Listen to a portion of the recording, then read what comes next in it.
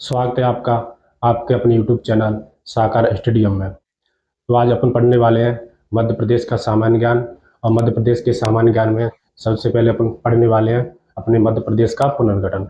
अपने मध्य प्रदेश का पुनर्गठन कैसे हुआ और अपना मध्य प्रदेश कैसे बना। तो सबसे पहले अपन स्टार्ट करेंगे मध्य प्रदेश का पुनर्गठन।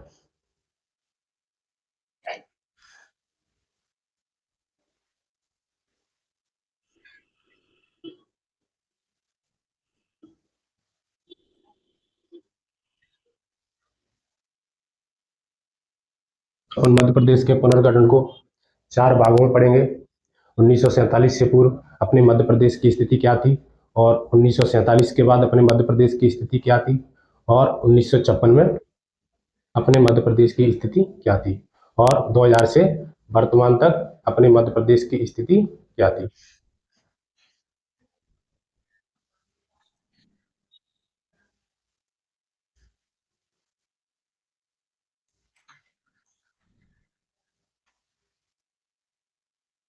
उन्नीस सौ सैंतालीस से पूर्व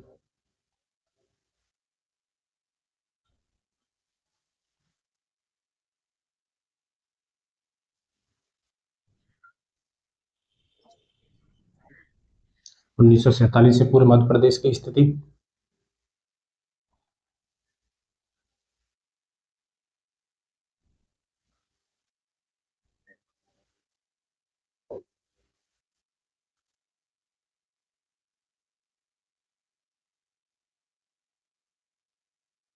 और 1947 के बाद मध्य प्रदेश की स्थिति।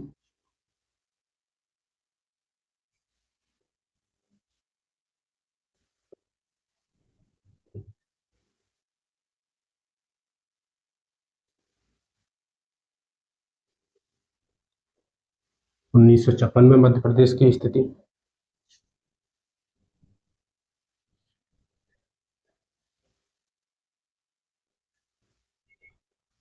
और 2000 से वर्तमान तक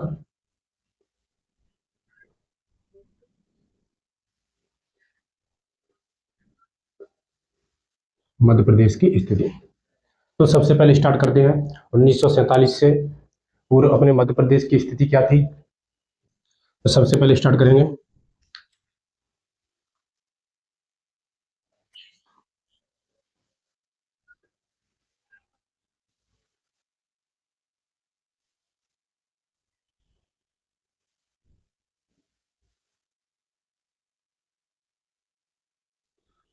1947 से पूर्व मध्य प्रदेश की स्थिति। तो 1947 से पूर्व मध्य प्रदेश की स्थिति के बारे में बात करें तो 1947 से पूर्व अपने मध्य प्रदेश नाम का कोई राज्य का अस्तित्व नहीं था। अपने मध्य प्रदेश राज्य का कोई नाम नहीं था, और इसके स्थान पर दो कंपनियां हुआ करती थी। उन कंपनियों का नाम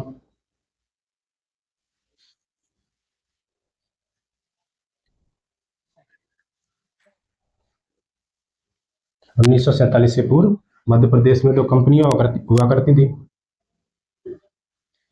पहली कंपनी का नाम सेंट्रल प्रोविंस एंड बरा, और दूसरी कंपनी का नाम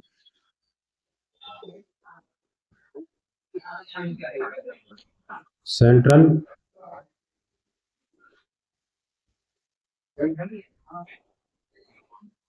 इंडिया एजेंसी था। तो इन दोनों कंपनियों पर अंग्रेजों का नियंत्रण था, और सेंट्रल प्रोविंस एंड बरार पर अंग्रेजों का प्रत्यक्ष नियंत्रण था। इस पर अंग्रेजों का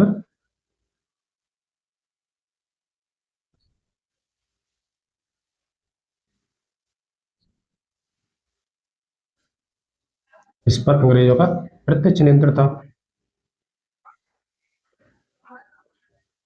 और इस कंपनी पर अंग्रेजों का अप्रत्यक्ष नियंत्रण था।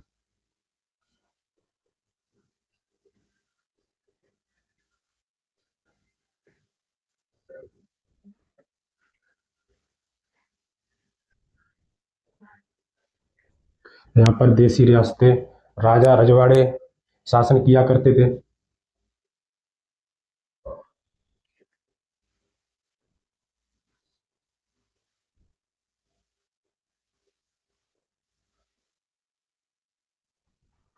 यहाँ पर देशी रियासतें, राजा रजवाड़ों का शासक था। प्रोविंस एंड बरार का गठन कैसे हुआ? तो 1818 में तृतीय आंग्ल मराठा युद्ध हुआ। तृतीय आंग्ल मराठा युद्ध हुआ। तृतीय आंग्ल मराठा युद्ध हुआ।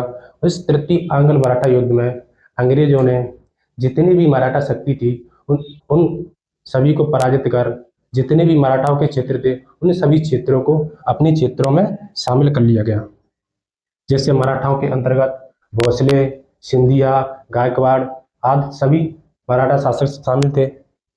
सिंधिया सिंधिया की बात करें तो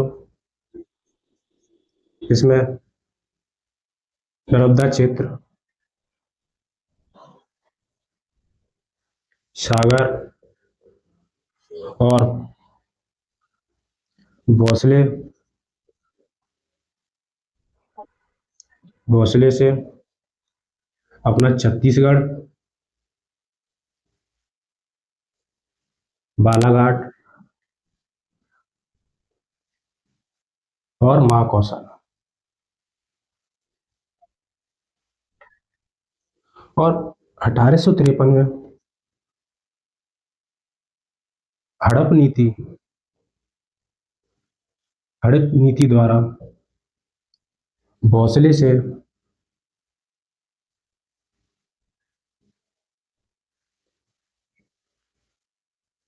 नागपुर क्षेत्र को नागपुर क्षेत्र को अंग्रेजों ने अपने क्षेत्र में शामिल कर लिया गया।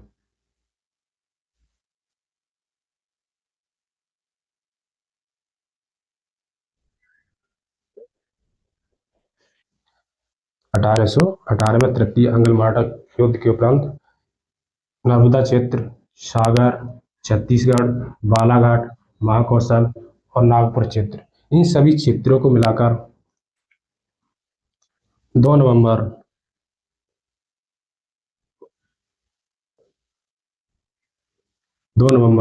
1861 में सेंट्रल प्रोविंस का गठन किया गया था।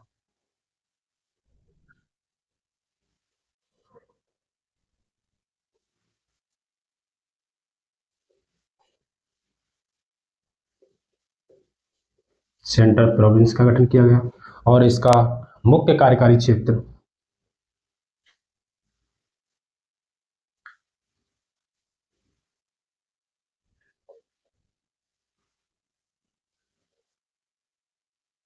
नागपुर को बनाया गया।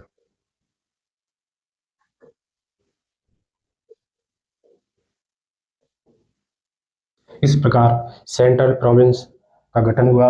अब बात करते हैं ये बरार।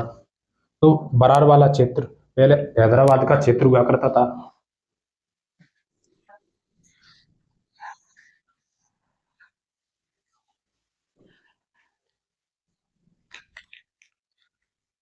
ये हैदराबाद का क्षेत्र हुआ करता था।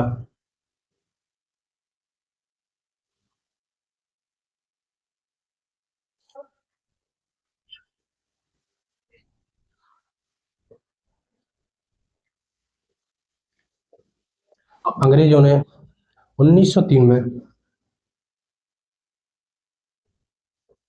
अंग्रेजों ने 1900 हैदराबाद के निजाम से 25 लाख रुपए के पट्टे पर लिया।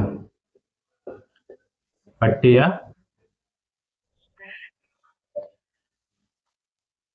लिया। इस क्षेत्र को अंग्रेजों ने अपने प्रशासन कार्य हेतु लिया गया। अंग्रेजों ने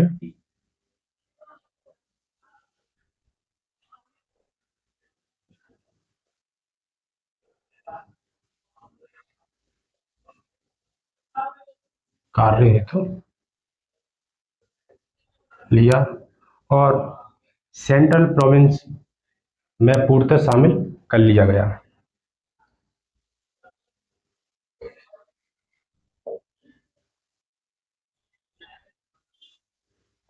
सेंट्रल प्रोविंस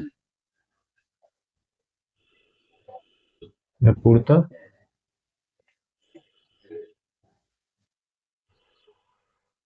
शामिल कर लिया गया और सेंट्रल प्रोविंस एंड बरार वाले इस क्षेत्र को पार्ट ए के राज्यों का दर्जा दिया गया। पार्ट ए के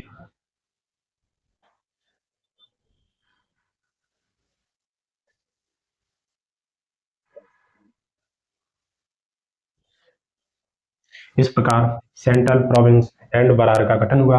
अब बात करते हैं सेंट्रल इंडिया एजेंसी की।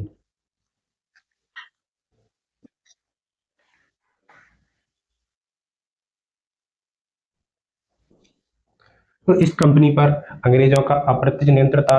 यहाँ देसी रियासतें राजा रजवाड़े शासन किया करते थे और इस कंपनी का गठन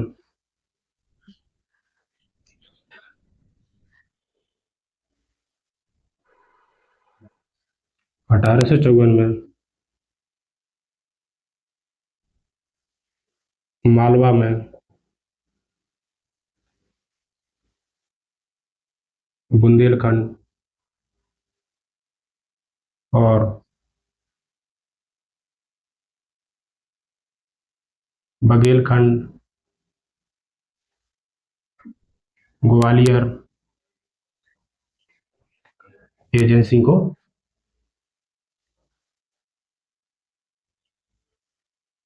मिलाकर किया गया। इस प्रकार सेंट्रल इंडिया एजेंसी का गठन हुआ। ये थी हमारे मध्य प्रदेश की 1947 से पूर्व मध्य प्रदेश की स्थिति। इससे अब बात करते हैं 1947 के बाद अपने मध्य प्रदेश की स्थिति। अब बात करते हैं 1947 के बाद अपने मध्य प्रदेश की स्थिति क्या थी। तो 1947 के बाद जब अपना भारत आज़ाद हुआ उस समय भारत में बहुत सारी रियासतें हुआ करती थी और इन सभी रियासतों को भारतीय संघ में मिलाने के लिए एक रियासती मंत्रालय का गठन किया गया था और इस रियासती मंत्रालय के अध्यक्ष थे अपने सरदार वल्लभ भाई पटेल और इसके सचिव थे बीपी मेनन को बनाया गया था। इन दोनों के सहयोग से भारत में जितनी भी रियासतें थी उन सभी रियासतों को अपने भारत संघ में शामिल किया गया था और इन रियासतों में से अपने मध्य प्रदेश के अंतर्गत 79 रियासतें शामिल थी। मध्य प्रदेश के अंतर्गत 79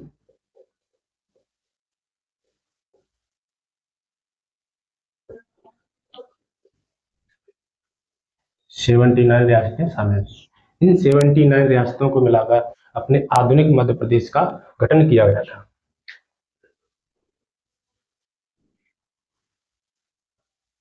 आधुनिक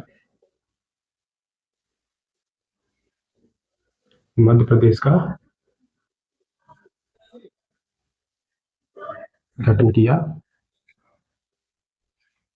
और 1947 के बाद अपने मध्य प्रदेश को 3 श्रेणियों में बांटा गया था। समझते हैं मध्य प्रदेश को 3 श्रेणियों में बांटा गया।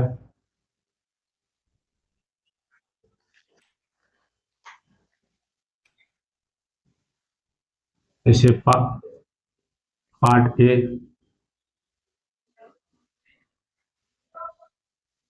पार्ट बी,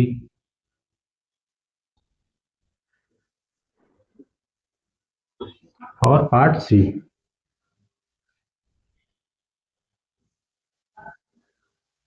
इसे एक मैप के थ्रू समझते हैं अपन।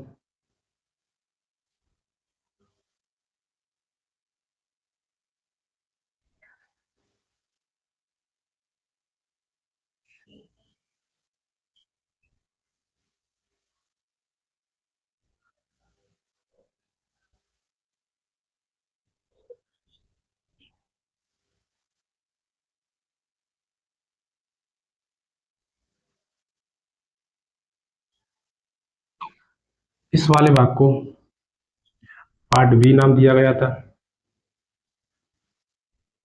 और इस नीचे वाले क्षेत्र को पार्ट ए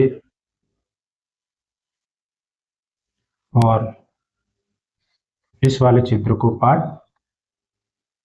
सी।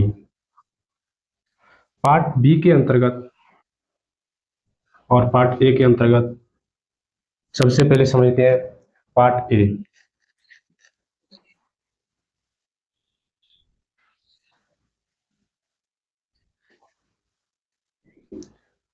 तो पार्ट ए के अंतर्गत सीपी बरार वाला क्षेत्र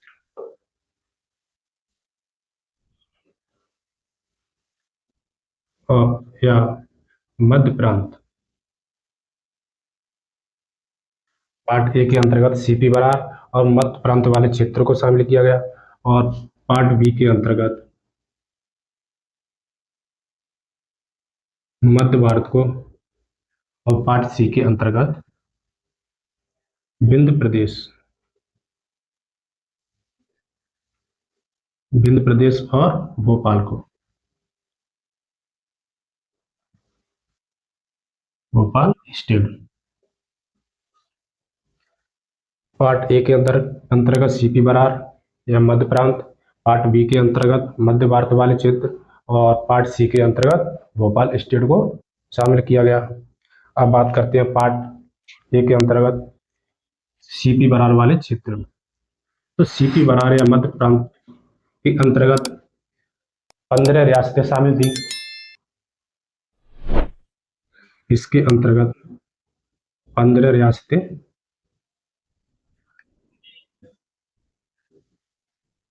शामिल थी, और सीपी बरार वाले क्षेत्र की राजधानी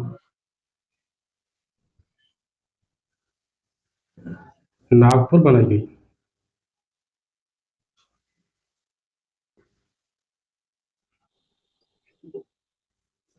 और इसके प्रथम मुख्यमंत्री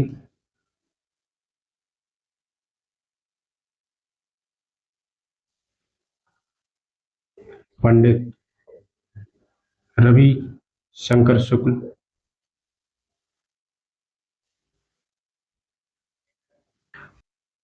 इसके प्रथम मुख्यमंत्री पंडित रवि शंकर शुक्ल थे। इनका संबंध मध्य प्रदेश के सागर जिले से था, और इसके प्रथम राज्यपाल ई राघवेंद्र राव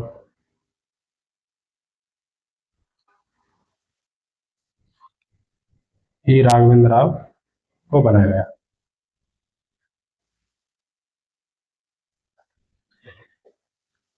ये था अपना पार्ट ए अंतर्गत सीपी बरार वाला क्षेत्र। अब बात करते हैं पार्ट बी की।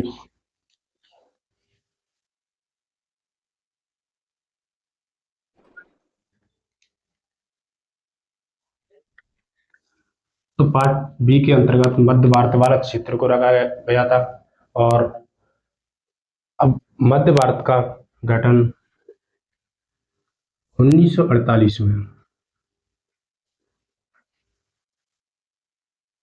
ग्वालियर एजेंसी और मालवा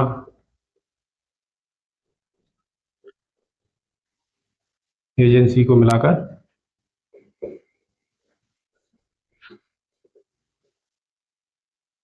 किया है।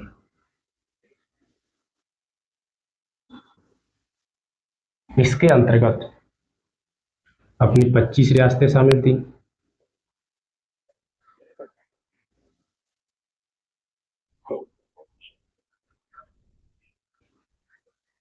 और इसकी राजधानी की बात करें, अब इस मध्य भारत वाले क्षेत्र की राजधानी की बात करते हैं। तो इसकी 2 राजधानियां थी। पहली राजधानी ग्वालियर,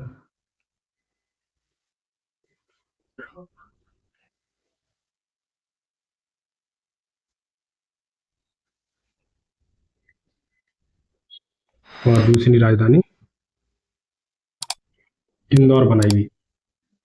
अब बात करते हैं मध्य भारत वाले क्षेत्र के अंतर्गत 2 राजधानियां क्यों बनाई गई थी।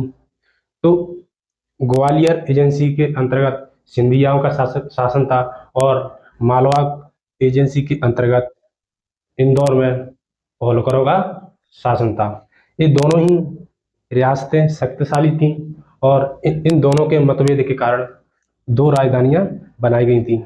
पहली राजधानी ग्वालियर और दूसरी इंदौर। ग्वालियर को 6.5 माह के लिए 6.5 माह के लिए शीतकालीन राजधानी बनाया गया।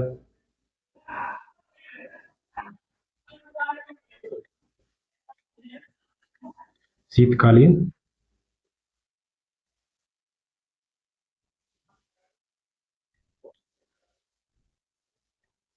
और इंदौर को 5.5 माह के लिए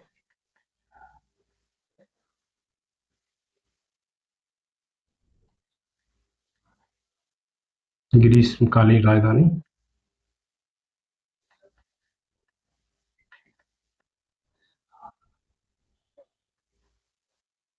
बनाया गया। अब बात करते हैं इसके राज्य प्रमुख के बारे में। तो इसके प्रथम राज्य प्रमुख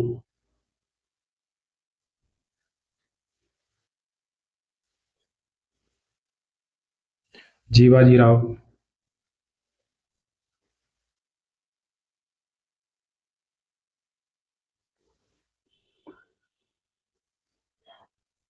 राव सिंधिया को बनाया गया।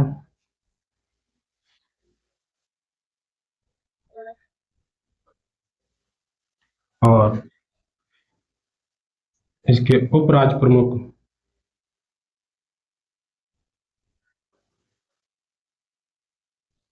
यशवंतराव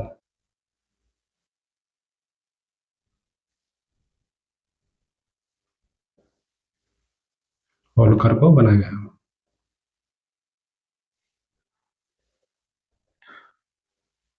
जीवाजी राव सिंधिया बनाए गए। इनका कार्यकाल 1948 से 1956 था। और इसके प्रथम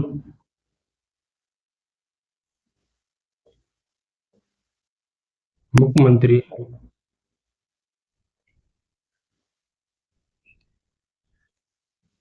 लीलाधर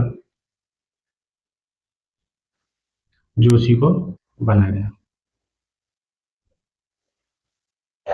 ये थे पार्ट बी के अंतर्गत मध्य भारत वाला क्षेत्र। अब बात करते हैं पार्ट सी की। तो पार्ट सी के अंतर्गत विंध्य प्रदेश और भोपाल स्टेट को शामिल किया गया था। भोपाल स्टेट को शामिल किया गया और विंध्य प्रदेश का गठन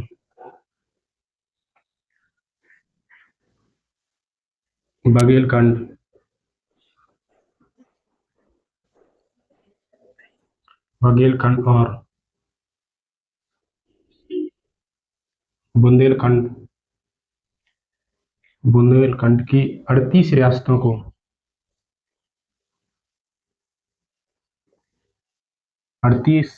को मिलाकर किया गया।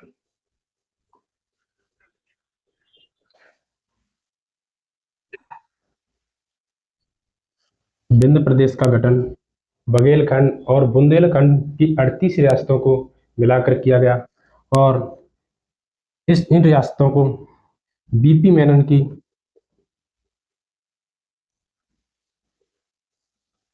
की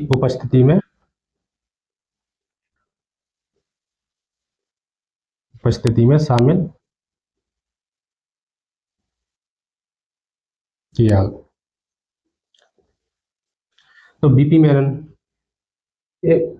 अपने भारत में जितनी भी रियासतें थी उन सभी रियासतों को भारत में शामिल करने के लिए एक रियासती मंत्रालय का गठन किया। तो उस समय बीपी मेनन जी को उनके सचिव बनाए गए थे। तो इनकी उपस्थिति में बघेलखंड बुंदेलखंड की 38 रियासतों को मिलाकर विंध्य प्रदेश का गठन किया गया।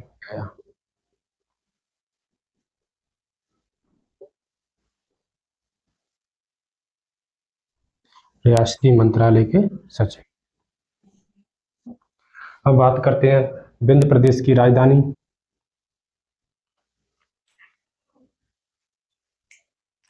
विंध्य प्रदेश की राजधानी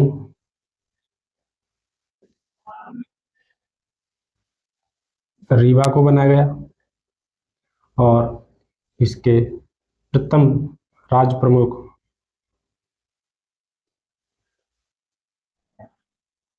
रीवा के महाराज मार्तंड सिंह को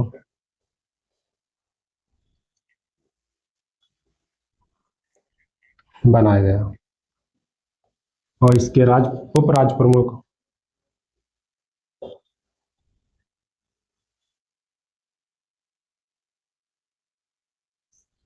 अवधेश प्रताप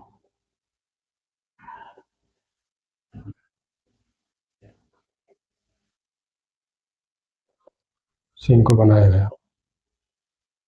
अवधेश प्रताप सिंह को बनाया गया। यह था विंध्य प्रदेश वाला क्षेत्र। अब बात करते हैं भोपाल स्टेट।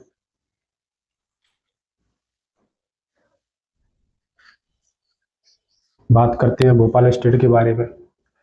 तो भोपाल स्टेट को पार्ट सी के अंतर्गत शामिल किया गया था और इसको भारत संघ में 1 जून 1949 को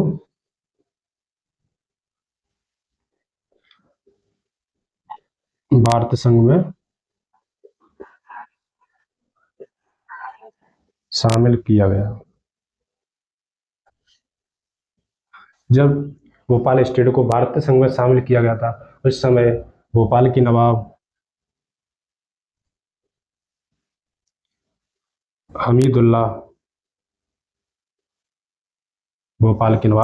हमीदुल्ला थे। अब बात करते हैं भोपाल स्टेट की राजधानी।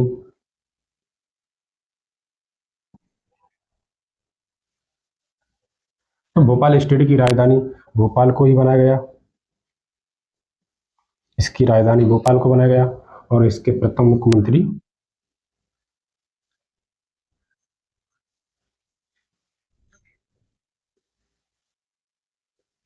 रविशंकर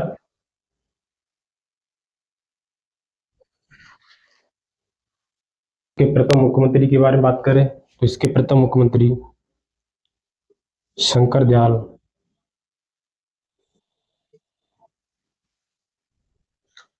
शर्मा जी को बनाया गया।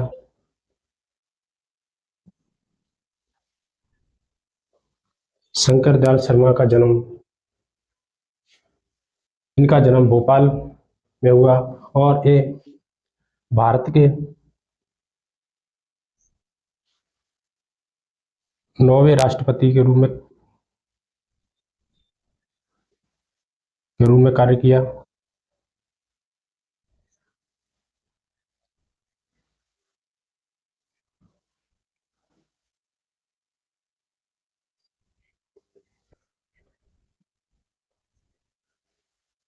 इनका कार्यकाल 1992 से 1997 तक रहा। तो ये थी हमारे 1947 के बाद के मध्य प्रदेश की स्थिति और इससे आगे 1956 की मध्य प्रदेश की स्थिति के बारे में अगली क्लास में बात करते हैं। तो इस तरह अपनी क्लास में बने रहने के लिए अपने चैनल को लाइक, शेयर, सब्सक्राइब और कमेंट करें। धन्यवाद।